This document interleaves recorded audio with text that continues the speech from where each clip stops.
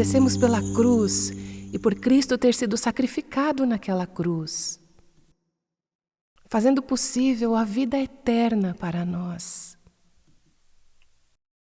E obrigada pela morte de Cristo e sua ressurreição, que não apenas nos salva, mas nos santifica e nos satisfaz. Ele é tudo o que precisamos. Então, Senhor, eu oro para que essa noite o Senhor exerça aquele poder da cruz nos corações das mulheres neste auditório, que as correntes sejam quebradas, prisioneiros sejam libertos, enquanto dizemos sim para Cristo. Ajuda-nos novamente nesta noite a pregar o Evangelho para nós mesmas e assim encontrar nova e abundante vida eterna em Cristo nosso Senhor. Em nome de quem oramos. Amém. Obrigada, podem se assentar.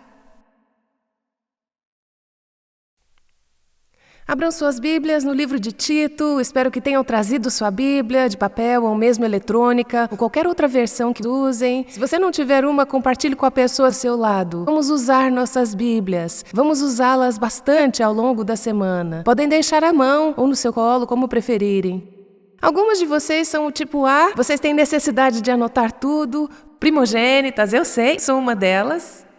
Então, nem vocês vão ficar exaustas se tentarem escrever tudo que ouvirem neste final de semana, então nem tentem, tudo está sendo gravado, tudo vai estar disponível no site, lá vocês poderão ter acesso a todas as mensagens. Assim, quando estiverem em casa, poderão ouvi-las quantas vezes quiserem e com certeza algumas delas vocês vão querer ouvir novamente. Eu gostaria de incentivá-las a escrever o que o Espírito Santo falar aos seus corações. E tudo que você pensar, precisava ouvir isso. Eu não quero esquecer isso. Faça um círculo em volta das anotações ou sublinhe para que você possa rever e relembrar e reviver o que Deus vai te dizer. E amanhã de manhã você poderá meditar sobre tudo que você vai ouvir hoje à noite, conforme respondemos ao Senhor.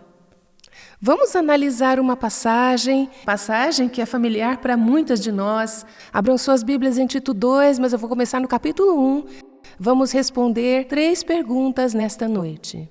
Perguntas do capítulo 2 de Tito, então deixa eu já te dizer quais são essas perguntas. A primeira pergunta é: o que significa ser uma mulher verdadeira? O que significa ser uma mulher verdadeira? Se a Paula viesse com aquele microfone na mão e te perguntasse: o que significa ser uma mulher verdadeira? Você responderia melhor que aquelas mulheres que vimos agora há pouco naquele vídeo? O que significa ser uma mulher verdadeira? Como ela é?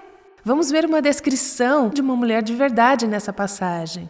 E a segunda pergunta que eu quero fazer é: como podemos nos tornar mulheres verdadeiras de Deus? Ouvimos o ponto de partida que você não pode ser uma mulher verdadeira até que você pertença a Deus. Que lugar perfeito para começar. A partir desse princípio, pergunto: como podemos nos tornar mulheres verdadeiras? Então a terceira pergunta que veremos é: que diferença isso faz? E daí? Ou seja, na prática, isso importa de verdade? E por que é necessário que sejamos mulheres verdadeiras de Deus? Como nós podemos ser mulheres verdadeiras e que diferença isso faz? E vamos contextualizar essa passagem de Tito, capítulo 2. Algumas vezes pulamos direto para a passagem e não olhamos o pano de fundo que pode nos ajudar a entender a passagem que estamos estudando. Como sabe, o apóstolo Paulo está escrevendo para Tito, que é o pastor da igreja na ilha de Creta. Creta era conhecida no mundo antigo por sua imoralidade. Havia muitos falsos ensinamentos, como veremos, que os levaram a uma vida sem Deus. Porque, como fomos lembradas, o que você pensa tem uma conexão direta com como você vive. Eles tinham pensamentos equivocados que levavam a estilos de vida equivocados. E se lermos no último parágrafo do capítulo 1, começando no versículo 10, há uma descrição da cultura na qual essa igreja estava inserida. A cultura ao seu redor, na qual esses crentes foram chamados a viver como seguidores de Cristo. Então vamos ler o verso 10 do capítulo 1. O apóstolo Paulo diz: porque há muitos insubordinados, faladores e enganadores. Verso 11. Eles estão arruinando famílias inteiras, ensinando coisas que não devem, por ganância. Um de seus próprios profetas chegou a dizer: cretenses sempre mentirosos, feras glutões, preguiçosos.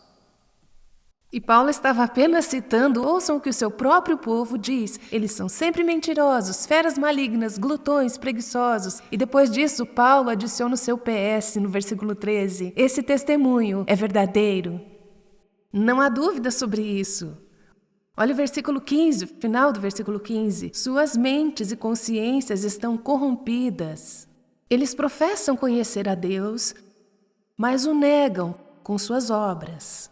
Por isso são abomináveis, desobedientes, desqualificados para qualquer boa obra. Veja, essa descrição soa familiar para você? Eu olho para essa descrição e eu não conheço uma maneira melhor de descrever os dias atuais. O mundo no qual vivemos e no qual tentamos sobreviver e prosperar e sermos vencedores em Cristo, os dias em que vivemos, e acabamos de ver uma descrição perfeita do nosso mundo. Paulo está falando a um pastor e aos crentes que estão vivendo em um mundo em decadência. E é fácil para os crentes vivendo naquela cultura ou na nossa a começarem a desanimar, a se sentirem sobrecarregados pela enxurrada de maldade. Como viver num mundo assim? Como sobreviver como um crente em Cristo? Como manter a pureza do corpo de Cristo? E mais do que isso, como podemos penetrar a escuridão e alcançar esse tipo de cultura? Acho interessante que o conselho que Paulo dá para aqueles crentes, e que eu acredito que ele daria para nós, não é o que nós esperaríamos. Ele não diz, como podemos ler em muitos livros hoje em dia: igreja precisa tornar-se mais relevante culturalmente. Você precisa estar mais em sintonia com a sua cultura para que o mundo possa se identificar com ela e ser atraído para Cristo. Paulo não diz: sabe, vocês realmente precisam melhorar sua estratégia, seus planos, seus programas. Ele não fala nada disso. Vejam o que ele diz no próximo versículo, capítulo 2. É aqui que vamos focar nesses últimos momentos hoje. Capítulo 2, versículo 1. Tu, porém, o que você faz num mundo como esse? Quanto a você, pastor Tito, e quanto a vocês, crentes que estão ouvindo este conselho, ensine o que está de acordo com a sã doutrina. Sã doutrina? Essa é a sua resposta para viver num mundo que é detestável, desobediente, contaminado, sem consciência? Este é o seu conselho? Sã doutrina? Isso não parece muito animador? Não é mesmo? Devem estar até tentadas a dizer: nem sei se isso seria eficaz. Não soa como alguma coisa em que as pessoas estejam interessadas. Infelizmente, muitos dos chamados crentes não dão a mínima para a sã doutrina. E esse é um dos nossos problemas. A palavra sã, na nossa língua, vem de uma palavra em grego, da qual vem a nossa palavra higiene. Palavra que significa saudável, são, vital, higiênico. A higiene é essencial, tanto no reino físico como no reino espiritual. Uma doutrina, uma instrução sã, higiênica. Gostaria que partíssemos desse princípio para responder nossa primeira pergunta. Significa que uma mulher verdadeira é ancorada na palavra de Deus.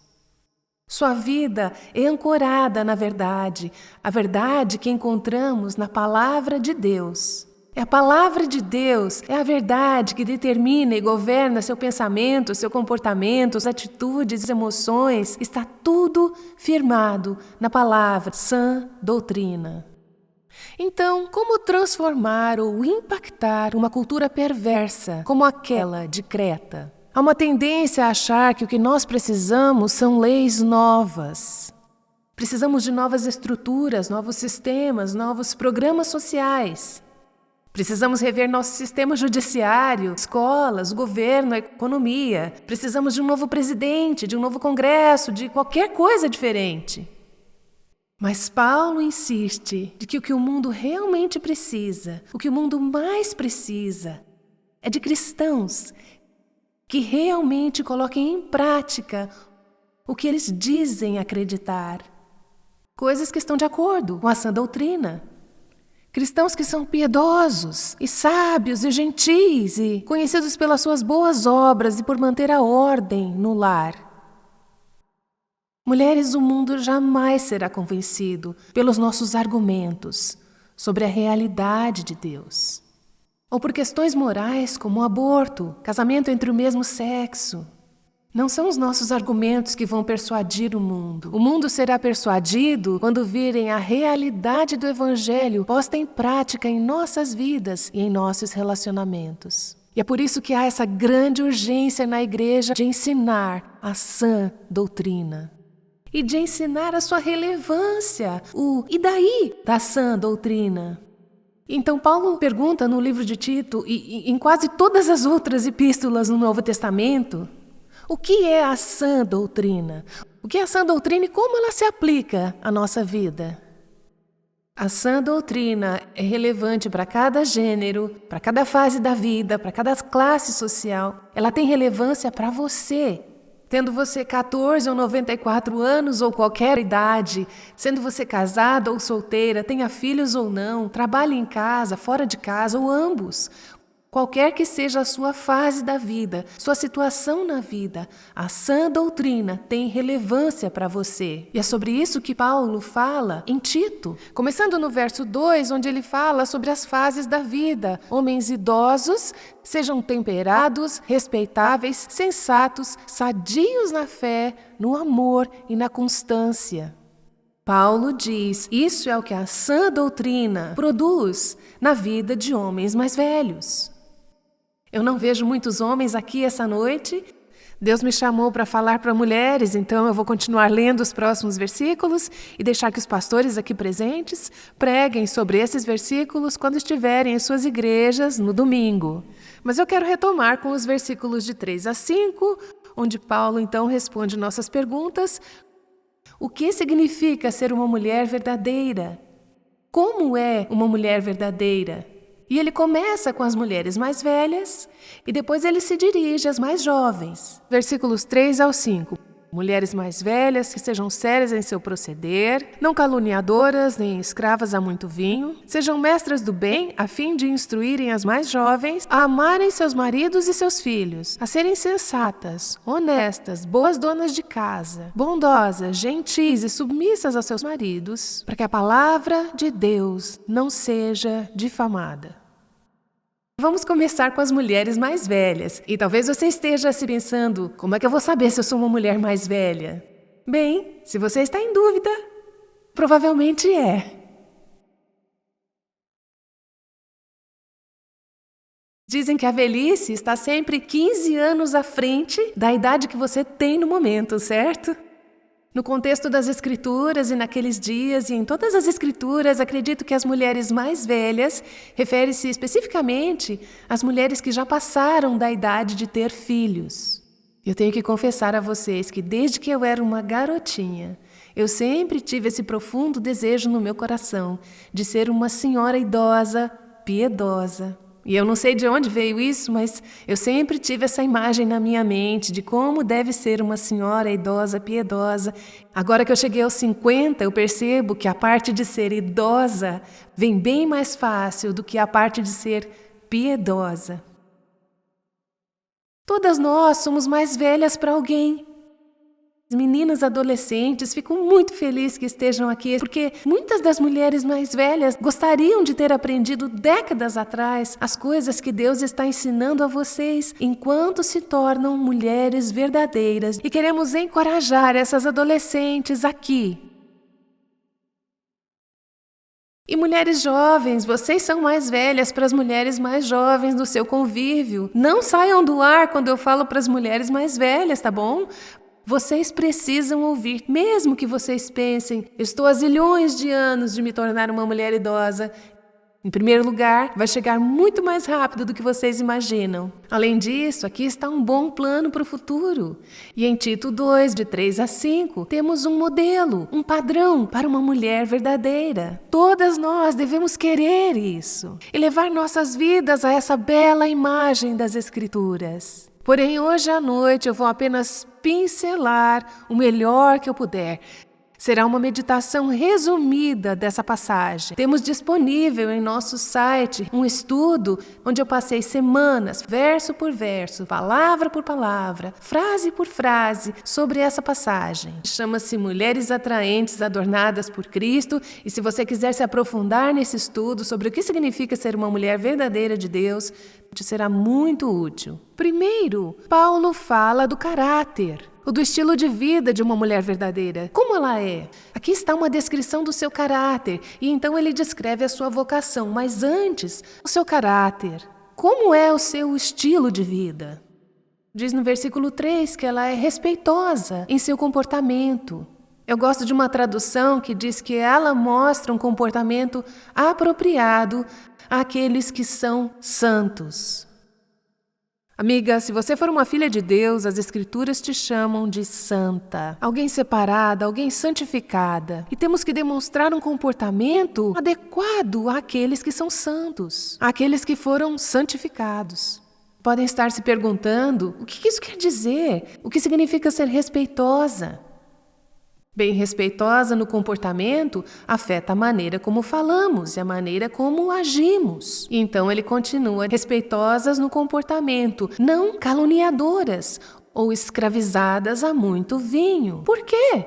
Porque essas coisas como calúnia e bebedeiras não combinam com aqueles que são santos. Não caluniadoras tem a ver com a nossa língua, não apenas as palavras que dizemos, mas no fundo, como tratamos os outros. Qual é a atitude do nosso coração em relação a eles? Não devemos ser caluniadoras, mulheres mais velhas não sejam escravizadas a muito vinho. Me lembro quando comecei a estudar essa passagem, pensei, Paulo menciona 3 coisas sobre as mais velhas: respeitosas no comportamento, não caluniadoras e não escravizadas a muito vinho. Por que essas 3? Será que as mulheres mais velhas em Creta andavam por aí se embebedando? E talvez seja fácil para aquelas de nós que não ligam muito para vinho, ler essa passagem e dizer, bom, isso não se aplica a mim? Eu acho que o princípio aqui é muito mais amplo do que alcoolismo.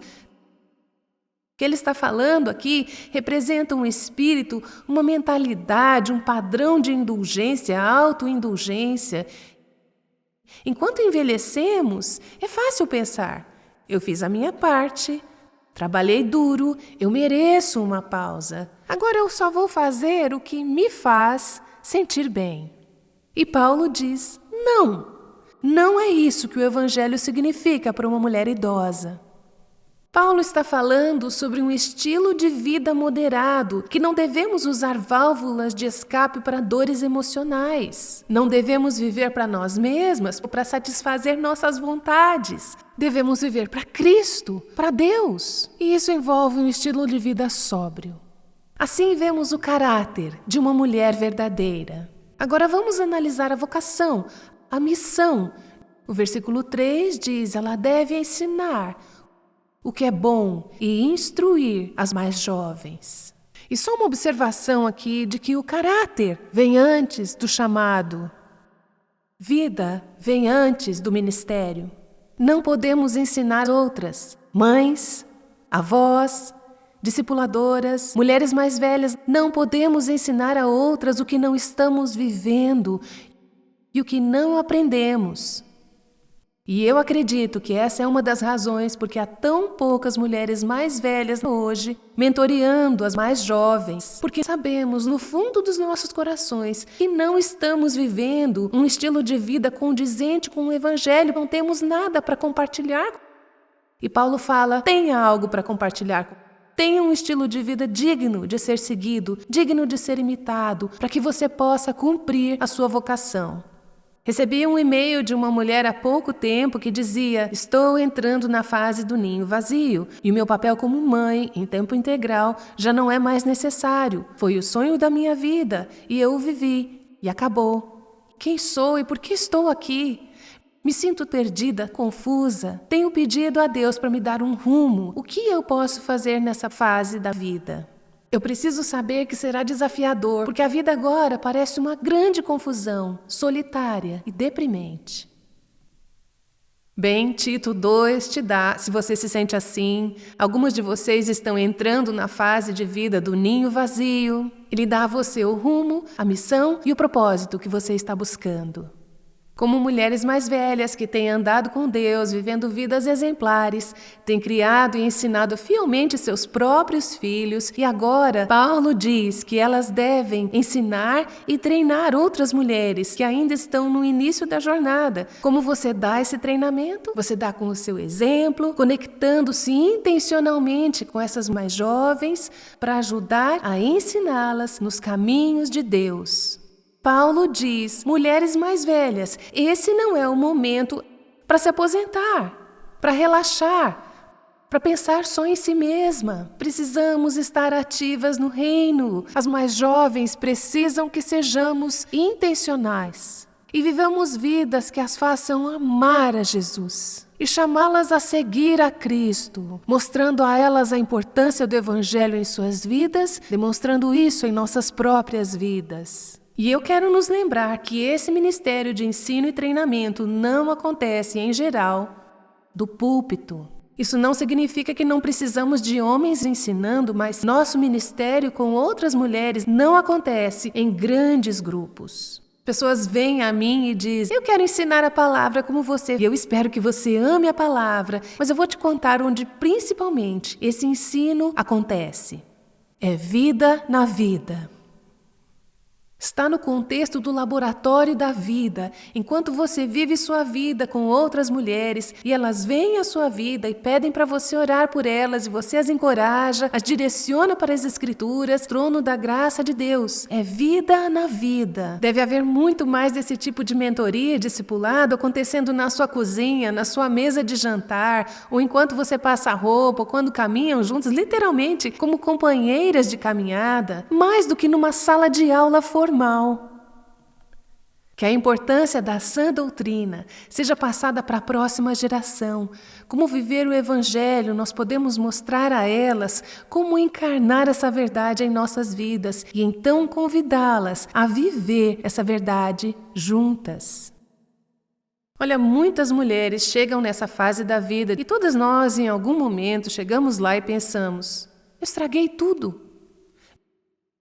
Minha vida não é exemplar. Você pode ensinar mesmo através de seus erros.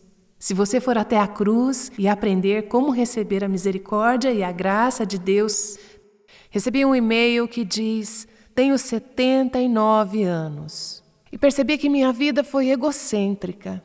E eu perdi várias oportunidades de servir ao Senhor e ser um bom exemplo. Ouvir que uma mulher verdadeira deveria ser partiu meu coração. Eu falei muito mesmo. Contudo, ela disse, a sua mensagem essa manhã me trouxe esperança e me fez perceber que mesmo frágil como eu estou agora, enfrentando algumas doenças como uma mulher mais velha, eu tenho que encorajar e ser um exemplo e fazer brilhar a luz de Cristo de qualquer forma que eu puder, para as 4 gerações da minha família e conhecidos. Senhoras, algumas de vocês têm recebido durante anos. Vocês já participaram em vários estudos bíblicos, já foram em muitas aulas de escola dominical, já passaram por todos os cursos, já fizeram muitos cursos da Beth Moore ou qualquer outro que ofereçam na sua igreja. Vocês já participaram de todos. Coisa que eu posso dizer é, ótimo! Agora vocês precisam pegar todo esse conhecimento e precisam começar a plantar esse conhecimento nos corações à sua volta. Precisam ser doadoras. Se você tem a verdade em você, você precisa ser doadora, derramá-la, investir nas vidas das mulheres à sua volta, especialmente para as mulheres da próxima geração. Então, o que as mulheres mais velhas devem ensinar às mais jovens? Bem, felizmente, Paulo nos dá um currículo aqui, o qual podemos encontrar no final do versículo 3. Ensinar o que é bom e, dessa forma, treinar as jovens a amarem seus maridos e seus filhos, a serem sensatas, puras, boas donas de casa, bondosas e submissas a seus próprios maridos. Agora, a menos que você tenha ficado trancada em casa pelos últimos 30 anos, sem qualquer contato com nossa cultura, você sabe que essas palavras vão na contramão da cultura. Essas palavras são verdadeiramente contraculturais. Radicais, não são politicamente corretas. Mas devemos nos lembrar que foi assim que Deus planejou. E Deus diz que essas coisas são boas. Ensinem o que é bom. Precisamos lembrar, quando estivermos ensinando os caminhos de Deus, que eles não são opressivos, são um deleite, caminhos para experimentar as bênçãos e a plenitude da sua bondade na sua vida. São boas e maravilhosas porque são verdadeiras e são um reflexo da bondade de Deus. Em vez de ficar me aprofundando em cada um desses pontos, gostaria de fazer algumas observações sobre essa lista. Essas qualidades transbordam quando cremos na sã doutrina. Você pode conhecer a sua Bíblia de trás para frente. Você pode se identificar como cristã, ativa no ministério, mas se você não se comportar como alguém santificada, se você usar a sua língua para difamar os outros, se você for autoindulgente, um estilo de vida cheio de vícios, se não ama seu marido e seus filhos, se você não tiver autocontrole, se não for moralmente pura, se você não tiver cuidado bem da sua casa, se você não for submissa a seu marido, então, pode falar o que quiser sobre ser uma cristã, tem alguma coisa errada aqui. Muitos crentes professos hoje têm essa grande lacuna, essa dissociação fundamental entre o que eles dizem que acreditam e a maneira como vivem. De acordo com as Escrituras, não pode haver essa separação. Por sua própria natureza, o Evangelho transforma a maneira que vivemos. Você não pode dizer que é uma mulher crente e não viver como uma mulher crente. Seu estilo de vida ou aprova, confirma ou nega sua afirmação de ser uma filha de Deus. O Evangelho deveria tornar nossas vidas distintas. A maneira como pensamos, como agimos, como falamos, nos vestimos, tudo é feito para a sua glória, edificação do seu reino nesse mundo. Eu amo que aquela mulher no vídeo da prisão disse: Ele está mudando tudo em mim. E se você for uma filha de Deus em crescimento, então você tem que dizer: Ele está mudando tudo em mim. E é isso que flui da sã doutrina. Também vejo nessa passagem a prioridade que Deus coloca no lar. 4 das qualidades nessa lista, 4 das 7 qualidades nessa lista estão relacionadas ao casamento e família. E parece haver uma pressuposição pelo apóstolo Paulo de que as mulheres jovens serão esposas e mães. Essa é a norma de Deus. Mostra o valor que Ele dá a esse chamado. Não é algo insignificante ser uma esposa, uma mãe. Não é como se você estivesse à deriva na vida, então você se apaixona, se casa, tem filhos, parte da história. Não, é o plano de Deus e a sua história. É uma forma de Deus revelar seu coração e seu plano redentor. 1 Coríntios 7 nos diz que Deus tem chamado e privilegiado alguns para ficarem solteiros com o propósito de servir a Deus de uma maneira mais concentrada. Mas essas são as exceções, não a regra. Então vemos que nossos lares são a primeira e a principal esferas onde nós vivemos o Evangelho. De novo, se não estivermos vivendo o Evangelho ali, tem alguma coisa errada. Então eu vejo nessa lista a prioridade do amor. Somos chamadas para refletir o amor de Deus. Primeiro para aqueles entre as 4 paredes de nossa casa e depois para os outros. Deixe-me dizer novamente, não pode dizer que ama a Deus se não amar seu marido e seus filhos. Talvez seja fácil para as pessoas do trabalho, ou da sua igreja, ou dos pequenos grupos, pensarem em você como uma mulher doce, amorosa, graciosa. Mas, e se nós perguntarmos à sua família? Esse é o ponto de partida. O lugar para o teste para o verdadeiro amor é em casa. Se não funcionar lá, não funciona. Vocês podem estar pensando nas mulheres que estão em situações familiares muito diferentes e muito difíceis. Pode estar pensando, como posso amar aquele homem? Como amar aquela criança, aquele adolescente que está partindo meu coração? Ou aquele ser de 2 anos que veio sem manual de instruções? Como posso amar aquele cara, aquela criança? Bem, essa passagem diz, pode aprender. Essas coisas não acontecem naturalmente, elas precisam ser ensinadas, mas também há uma provisão aqui, vamos vê-la em alguns instantes, da graça sobrenatural de Deus, que permite que você estenda o amor, e até mesmo nas situações mais impossíveis. Então, por todo o livro de Tito, vimos nesses versos que a vida dos crentes deve ser bem diferente da vida daqueles que não creem. Nossa cultura é caracterizada pelos tipos de coisa que lemos no final do capítulo 1. Violência, promiscuidade sexual, mentira, glutonaria, embriaguez, revolta, ódio, raiva. Você vê essa descrição do mundo no livro de Tito.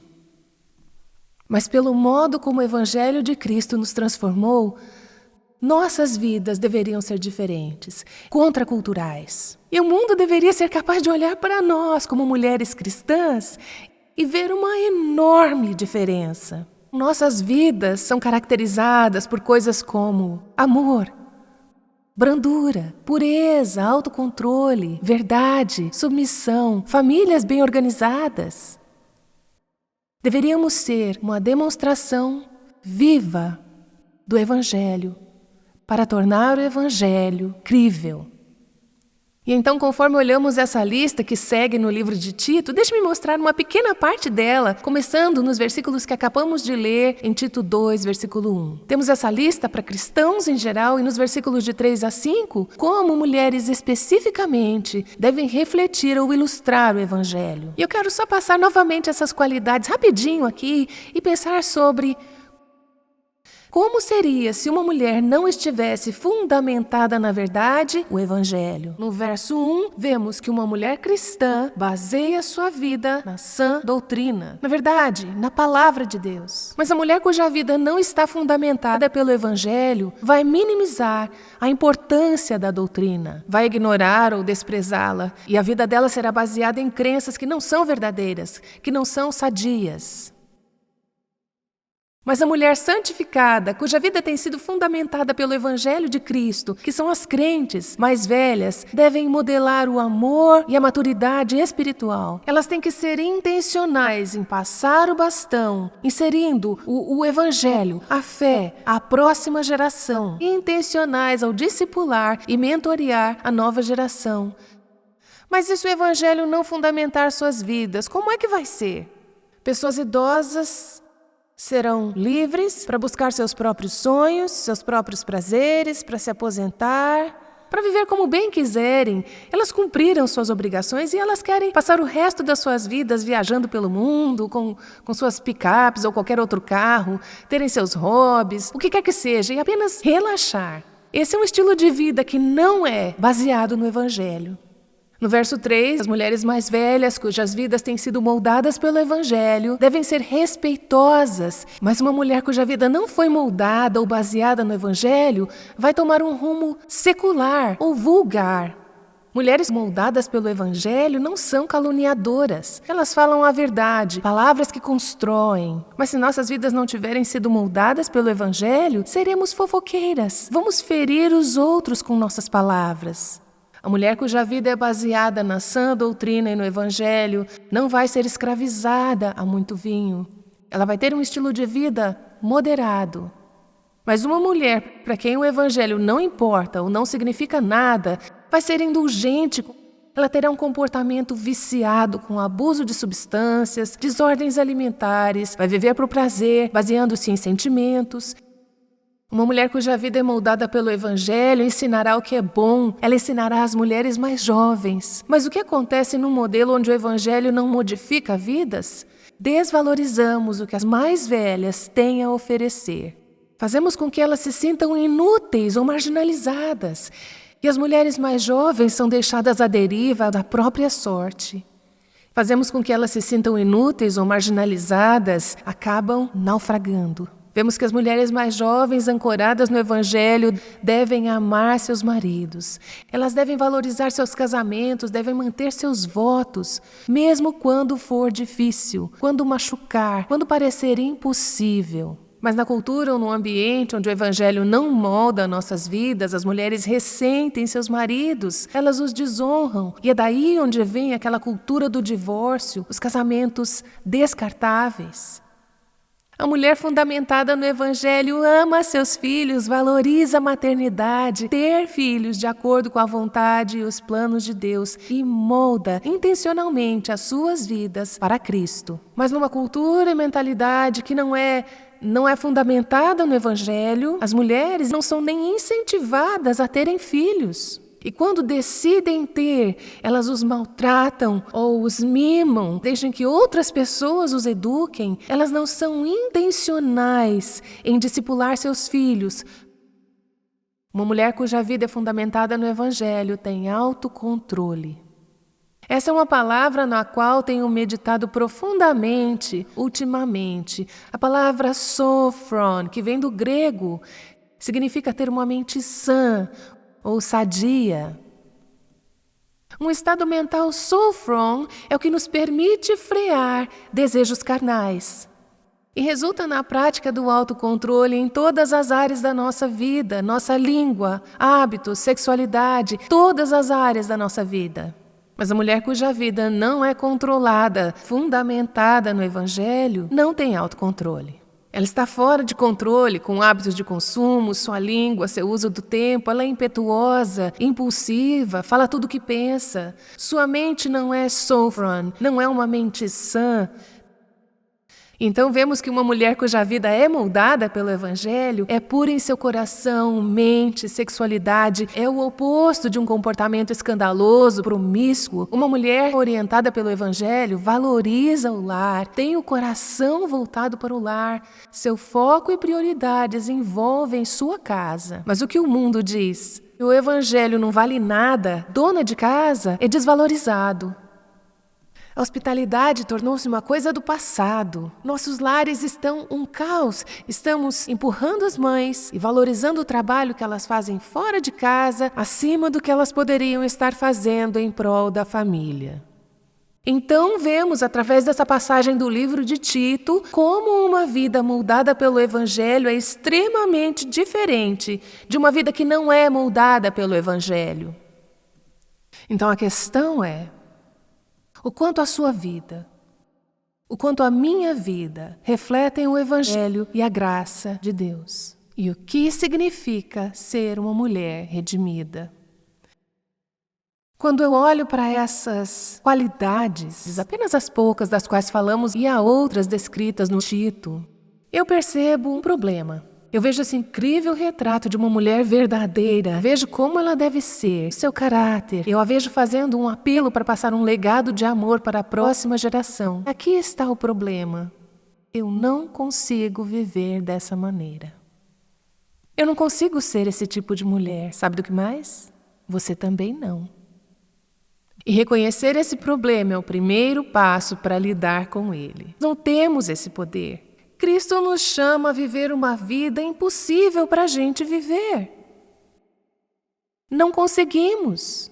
E o quanto antes reconhecermos, melhor.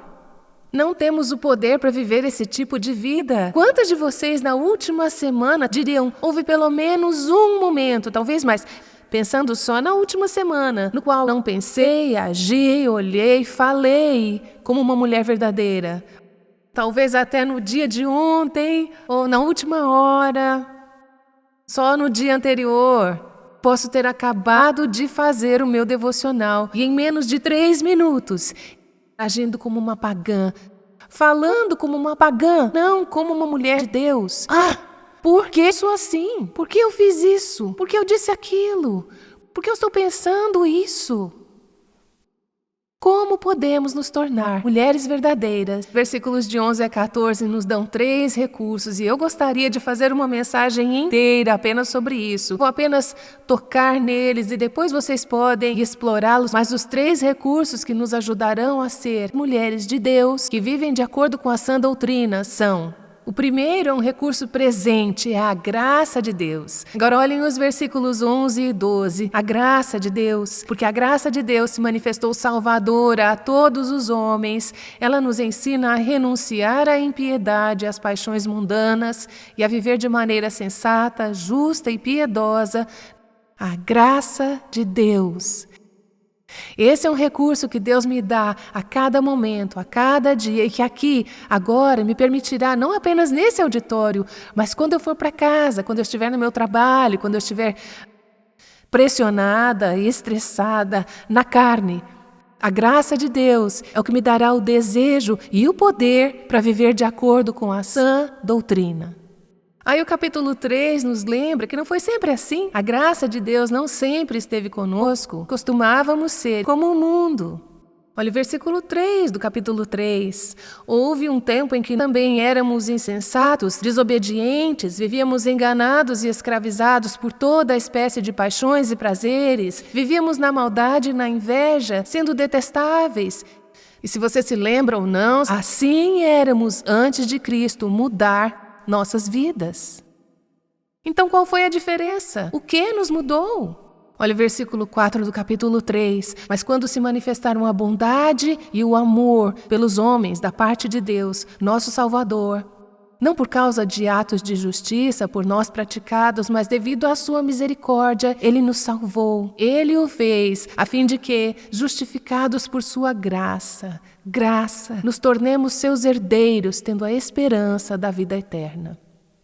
Eu não posso ser salva por esforço humano ou por força de vontade. Não posso ser santificada por esforço humano ou força de vontade. Eu não posso ser uma mulher verdadeira e nem você, a não ser pela graça de Deus. Se tentar viver essa vida por sua conta, você ficará desanimada, você viverá uma vida de desespero, se sentirá um fracasso, porque você será um fracasso. Viverá debaixo da lei, vivendo em escravidão, ou, se você não falhar, terá que trabalhar e batalhar e ser rígida consigo mesmo, e ninguém vai querer o que você tem, enquanto você tenta ser uma mulher verdadeira. É a graça de Deus que nos permite dizer não para a carne e sim para Deus. Hoje temos a graça de Deus. Que recurso incrível! E há também um recurso que é um vislumbre do futuro, que é a volta de Cristo. Versículo 13. Enquanto aguardamos a bendita esperança e a gloriosa manifestação do nosso Salvador, Jesus Cristo. Mantenha seus olhos na linha de chegada. E lembre-se, vai valer muito a pena. Quando virmos a Cristo. Quando o virmos, o processo de ser moldada à sua imagem estará completo. Estaremos para sempre com o Senhor. Quando você estiver cansada, Deus usará o lembrete, aquela esperança abençoada do retorno de Cristo, para ser algo que a encherá de força e desejo de vencer a batalha e tornar-se uma mulher de Deus. Quando refletimos sobre o passado, temos um terceiro recurso, verso 14, que é o poder da cruz. Ele se entregou por nós a fim de nos remir de toda maldade e purificar para si mesmo um povo particularmente seu, dedicado à prática de boas obras. É o Evangelho de Cristo que é a fonte de toda a piedade. E somos chamadas a viver nossas vidas à luz do que Cristo já fez por nós, onde Ele morreu a nossa morte, em nosso lugar, pelos nossos pecados, para que possamos ser revestidas da sua retidão e sermos verdadeiras mulheres de Deus. Se você nunca esteve diante da cruz, para se arrepender dos seus pecados, colocar sua fé em Jesus Cristo, você não tem como viver essa vida de mulher verdadeira de Deus. E eu acredito que há mulheres aqui que foram trazidas por Deus porque Ele queria que crescem em Jesus Cristo. Enquanto você pensa sobre o que Cristo fez por você, levante os seus olhos e diga: sim, Senhor, eu acredito que o Senhor fez isso. Faça-me tua filha, para que eu me torne uma mulher verdadeira que traz glória para ti. Vamos pensar agora no e então? Isso realmente importa? O quanto isso importa? É tão importante assim? Por que as mulheres precisam aprender essas coisas, praticar essas coisas? O que está em jogo? O que acontece se nós não vivermos assim? Bem, Tito 2, a passagem que estamos lendo, dá instruções para crentes que estão em diferentes fases e estações da vida. Paulo diz, é assim que o Evangelho deve ser refletido em você. E nessa passagem, Paulo inclui as 3 proposições desse propósito. Esse é o "e então?". É por isso que importa. Olhem essas 3 proposições no versículo 5. Por que isso importa? A fim de que a palavra de Deus não seja difamada. Verso 8. Para aqueles que se opõem, fiquem envergonhados por não terem nada de mal para dizer a nosso respeito. E versículo 10. Para que assim tornem atraente em tudo o ensino de Deus, nosso Salvador.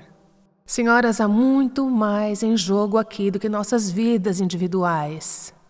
Há um efeito cascata em nossas vidas que vai muito além do que muitas de nós percebemos. As pessoas me dizem, vocês que falam em conferências como essa, com certeza precisam ser mulheres verdadeiras. A esposa do meu pastor, diretora de ministérios que lidera o grupo de estudos. Mas que importa se eu sou ou não uma mulher verdadeira? Importa muito. Você não percebe o impacto que a sua vida tem num mundo descrente e nos outros ao nosso redor, enquanto tornamos o Evangelho crível ou não, pela dimensão com a qual nossas vidas refletem a sã doutrina e o Evangelho de Cristo. Portanto, quando os não crentes olham para os cristãos, entre aspas, se eles nos virem sendo preguiçosas, viciadas, com filhos rebeldes, conflitos no casamento, imoralidade, relacionamento disfuncionais, sendo grosseiras com nossas línguas, nossas atitudes, sem autocontrole, quais as conclusões que eles tirariam do cristianismo? A sua vida faz com que o seu marido, seus filhos, pessoas desrespeitem ou duvidem da palavra de Deus? Dá a eles a munição para atacar o que você diz que acredita? Ou a sua vida adorna, eleva a doutrina de Cristo? Havia um filósofo alemão do século XIX que dizia: mostre-me a sua vida redimida e talvez eu queira acreditar no seu Redentor. Que diferença faz se você e eu vivemos vidas santificadas num mundo descrente? Senhoras, sua vida, sua família, pode ser uma pequena ilha de santidade, num imenso mar de perversidade. Mas é assim que o reino de Deus se propaga. Quando eles veem a sua luz, quando eles veem Cristo em você, eles são atraídos, até eles são levados a acreditar, a se arrepender de seus pecados, a acreditar no Evangelho. Não subestime o impacto de ser uma mulher verdadeira de Deus, tendo caráter, cumprindo o chamado de uma mulher verdadeira de Deus. Sexta-feira passada pela manhã, eu recebi um telefonema. Uma prima havia morrido subitamente durante a noite. Tinha 61 anos de idade. Havíamos nos aproximado mais e pude conhecê-la melhor. Ela era uma guerreira de oração do nosso ministério e uma verdadeira mulher de Deus. Ela foi casada com Marty por 40 anos.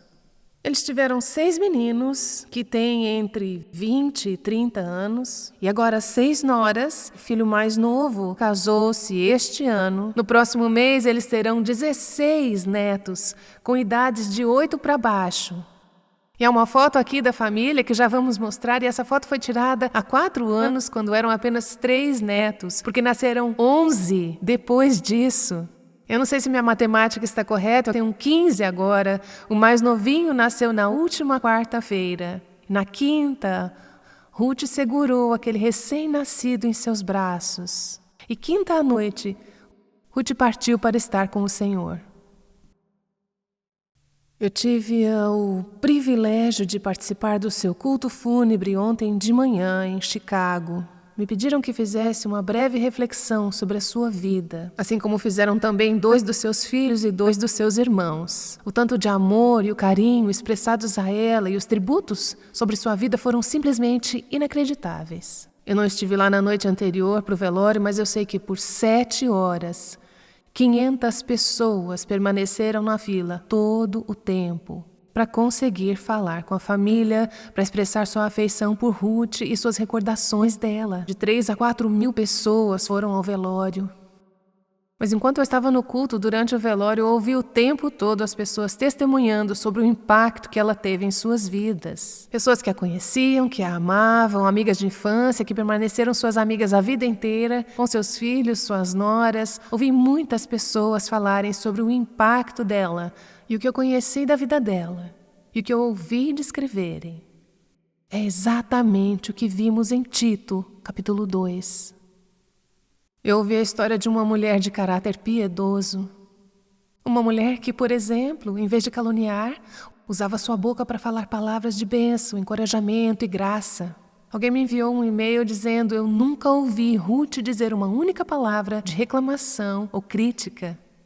Pensei, vamos começar por aí. Sabe, como seria incrível se alguém pudesse falar assim sobre a minha vida, sobre as nossas vidas. Eu compartilhei isso no jantar ontem à noite, alguém da mesa disse, tarde demais. Não sei se vocês estavam falando sobre mim ou sobre eles. E pode ser tarde para alguém dizer que nunca me ouviu fazer reclamação ou crítica, mas nunca é tarde para eu chegar até a cruz e receber a graça de Deus para viver como esse tipo de mulher. Eles falaram de uma mulher que era respeitosa, que era modesta no seu espírito e na sua conduta. Por onde passava, ela não era espalhafatosa, não chamava atenção para si. Mas quando ela falava, as pessoas paravam para escutar, porque ela era uma mulher cheia de sabedoria, cheia da palavra de Deus, sempre encorajando as pessoas a seguirem a Deus e seus caminhos. Ela era gentil, rainha da hospitalidade. Ela usava sua casa como um lugar para abençoar as pessoas da sua família e os de fora. Ela era uma mulher, e isso veio à tona, que sempre, sempre e sempre amava o seu marido, que o amava muito, que eu amava o seu marido, que o amava muito, que o amava fielmente, que cresceu no seu amor por ele, e ele desabrochou, ele floresceu, ele cresceu por causa dela. E Marty Ozing hoje é um grande servo do Senhor, é um homem de negócios cristão, cuja vida foi abençoada pelo amor de sua mulher, seus 6 filhos, falando sobre o impacto dela em suas vidas. Um deles me puxou de lado depois do velório e me disse: veja bem, embora todos nós estejamos andando com o Senhor hoje, casados com moças tementes que andam com o Senhor, não foi sempre assim. Em algum momento ou outro, sempre tinha um dos filhos que estava dando trabalho para nossa mãe. Ela se ajoelhou muito em nosso favor. Ao mesmo tempo em que ela clamava ao Senhor em favor de seus filhos, quando era necessário, confrontava. Um deles fez um tributo a ela no velório e contou que alguns anos atrás, quando ele estava casado há apenas 2 anos, morando na Califórnia, escravo do pecado, vivendo em pecado por causa de seus vícios, seu casamento estava ruindo, eles preparando para o divórcio, e Ruth pegou um avião e foi para a Califórnia, encarou e disse: filho, não vai terminar esse casamento enquanto eu estiver viva. E ela foi à luta pela alma daquele filho, pela alma daquele casamento. E ali estava ele em pé ontem, dizendo o quanto ele ama sua esposa. Agora que eles estão casados há 11 anos. E eu estava sentada lá na segunda fileira ouvindo ele falar. Que bênção ver esses rapazes e essas mulheres amando o Senhor. E esses preciosos netos todos ali que estão crescendo em famílias cristãs. E eu disse, isso é um tesouro nacional. Tantas vidas impactadas por essa vida, uma singela mulher verdadeira, que teria ficado constrangida em ouvir o que disseram sobre ela no velório e em ouvir o que eu estou dizendo sobre ela hoje. Ela estava sempre chamando a atenção das pessoas para Cristo. E sua vida deixou o perfume de Cristo e ela se importava com o seu legado. De fato, na última grande reunião da família, ela era grega, essa é a parte da minha grande família grega, e ela deu E ela deu tochas para cada família naquela reunião, e ela os desafiou, ela e o seu marido Marte os desafiaram as famílias a manterem as suas tochas de fé queimando em suas casas, então passá-las para a próxima geração. Quando soube do seu falecimento, eu fiquei muito triste, eu ainda estou de uma certa forma, quando penso naqueles preciosos netos que nunca conhecerão a vovó Ruth, que nunca terão a influência da sua vida aqui na terra, levada tão nova. Então eu olhei para aquelas preciosas noras e eu pensei, ela orou para elas entrarem na família. Ela orou por aqueles filhos para que eles crescem, ela e seu marido, juntos. Deus fez o trabalho, ela não queria nenhum crédito por isso. Ela se preocupava com o legado, deixou sua marca, suas digitais e pelas futuras gerações. Muito tempo depois que cada um que estava no velório tiver partido, ela ainda estará falando. Seu impacto, o efeito cascata do seu impacto, ainda continuará nas gerações que virão enquanto eles passam a tocha, o bastão da fé adiante. Olha, é fácil olhar para uma vida como essa e pensar, essa é a história de outra pessoa, mas a minha vida está totalmente quebrada, minha família está totalmente desequilibrada, meu passado é tão... Amigas, é para isso que existe a graça. Esse é o motivo da cruz. E Deus está dizendo para você nessa noite, mesmo nesse mar de maldade à sua volta, você pode ser, pela graça de Deus, uma mulher verdadeira. Indo à luta com seu joelho no chão, tendo o caráter de uma mulher verdadeira, aceitando o chamado de uma mulher verdadeira para passar o bastão da fé para outros à sua volta. Intencional. Não apenas vagando no mar da vida, mas dizendo, Deus me colocou aqui nesse planeta para um propósito e pela graça de Deus, eu serei essa mulher verdadeira para realizar teus santos propósitos em meu mundo e para essa geração.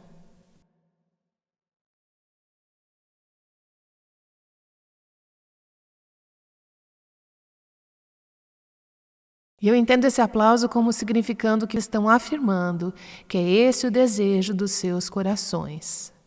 Senhoras, um dia, bem antes do que pensamos, e eu quero que vocês, meninas adolescentes, me ouçam também, porque vocês acham que nunca vão morrer. E algumas de nós não pensamos que um dia vamos morrer, mas nós vamos a muitos velórios. E eu vi uma mulher que era apenas 9 anos mais velha do que eu, repousando num caixão ontem. Um dia será você, serei eu. Pessoas virão e se reunirão. Dirão algumas coisas agradáveis. Mesmo que você não tenha, eles acham sempre uma maneira de dizer coisas boas nos velórios. Mas o que realmente importa para a minha vida e para a sua é: qual será o impacto de nossas vidas depois que o caixão for fechado, abaixado e a terra for jogada por cima? As pessoas mais cedo ou mais tarde esquecerão nosso nome. Mas a fragrância, o perfume e a beleza de Cristo continuará a se mover de uma geração para outra, porque estivemos aqui. Enquanto estava naquele funeral ontem, a letra de uma música me veio à mente, que não cantaram na cerimônia, mas teria sido muito apropriado. E eu gostaria de encerrar o nosso tempo lendo para vocês a letra, que para muitas de vocês é uma música familiar. Somos peregrinos da estrada estreita, e aqueles que já foram antes de nós confortam os fiéis, encorajando os cansados. Suas vidas um testemunho vivo da graça sustentadora de Deus, cercados por uma tão grande nuvem de testemunhas. Vamos correr a corrida. Não só pelo prêmio, mas como aqueles que já foram antes de nós. Vamos deixar para aqueles que virão a herança de fidelidade, transmitida através de vidas piedosas. Após todas as nossas esperanças e sonhos irem e virem, e nossos filhos examinarem o que deixamos para trás, que as pistas que eles descobrirem e as memórias que revelarem tornem-se a luz que os leve para o caminho que cada um deve encontrar. Ou que todos os que vêm atrás de nós nos encontrem fiéis. Que o fogo da nossa devoção ilumine os seus caminhos. Que as pegadas que deixamos os levem a crer. E as vidas que vivemos os inspirem a obedecer. Ou que todos os que vêm depois de nós nos encontrem fiéis. Curvem seus corações comigo em oração.